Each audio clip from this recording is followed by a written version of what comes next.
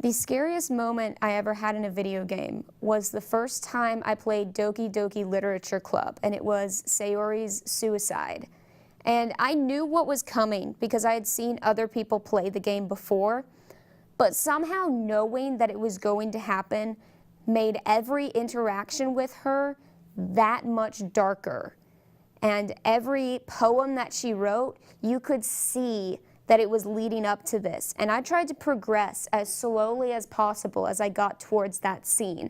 I tried to click through the dialogue as slowly as I possibly could to delay me having to see the image of a hanging pink-haired girl's body forever burned into my retinas. I didn't play it through a second time for obvious reasons. All right, so I'm going to set the scene for you. This is about, well, 2013, I think, was when BioShock Infinite came out. And I pre-ordered it.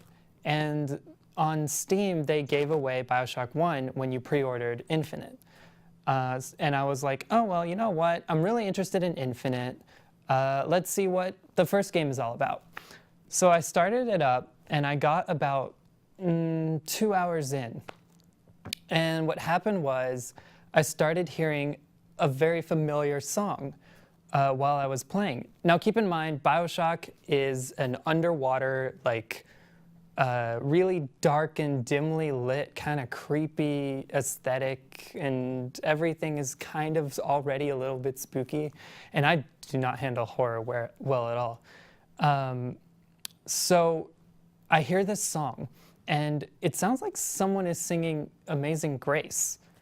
And it was actually a pretty nice rendition, although slightly weird, like tempo-wise and kind of creepy. But I was like kind of a little comforted by it, you know? Maybe it's like an old radio or something that's playing an old song. Well, if anyone else has played this game, you'll know exactly what I'm talking about. When you try to investigate where that song is coming from, it's actually coming from a splicer, which is one of the crazy drug-addicted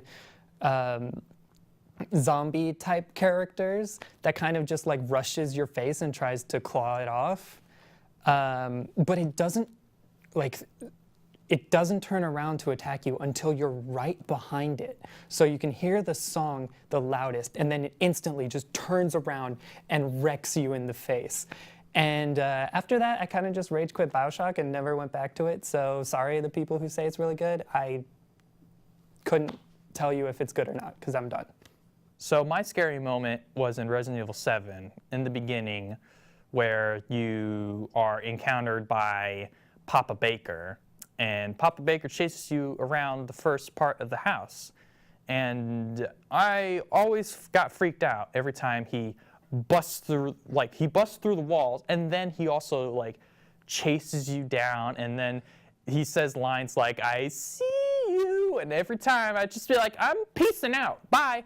And I just go into the vent and then just crawl and wait until he goes away. And then I'd pop right back out and hope that he never returns, only for him to return. And I'd yell like a little girl, and then I'd go back to the vent.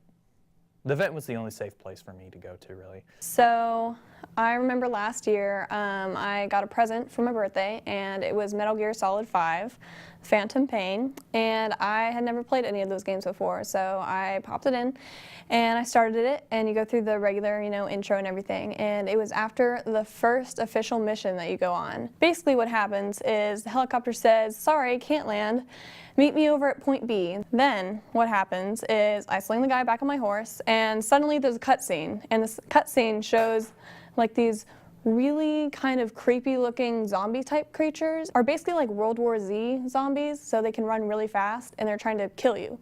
So I had to get to point A, or from point A to point B, and on my horse. So I get on my horse and I'm trying to ride to point B, and these things are chasing me, and it's actually really scary because you have no idea how you're supposed to get there. You just know it's a point on your map. So I'm like running along this road, and this thing comes up next to me, and I can see him like out of the corner of the screen catching up to me slowly, and I turn and he just like makes direct eye contact with me, and he jumps right at me and barely misses me. And I finally made it to point B, And geez, I took like a 3-month break after that because nobody had told me about this game, and honestly I wasn't sure what to expect, but that was definitely not very high on any of that. So the creepiest game that I probably played recently was Little Nightmares. Towards the end of the game, you learn that you're on like this boat like thing, and it's a resort, and it's very similar to Spirited Away, if you guys know what that movie is, and the bathhouse, where people are coming in to eat, is what they're all coming in to do. So they're like these really big, like grotesque looking people, and you are just so small compared to them that it's like kind of overwhelming whenever you're near them, especially since the only thing that they want to do is eat, and that includes eating you. So there's a moment where you're like running away, and they all just like are climbing on the tables trying to get to you, and it's just like a bunch of them, and it's just so terrifying because you feel like you can't run fast enough, and there's things falling in front of you, you know, all the classic horror stuff. And like the moment whenever you like jump to safety, and like they're all like so focused on eating you that some of them even like fall over the edge, and like you know, they die. But that was just like such a tense moment, like running away from that. I always get like freaked out trying to run away from things. So that moment was like crazy. But then like as the game progresses, like it gets even crazier whenever you realize that like the whole like reason why it's called Little Nightmare is because you're kind of a little nightmare, and like you have this like insatiable hunger, and you just end up eating like people yourself.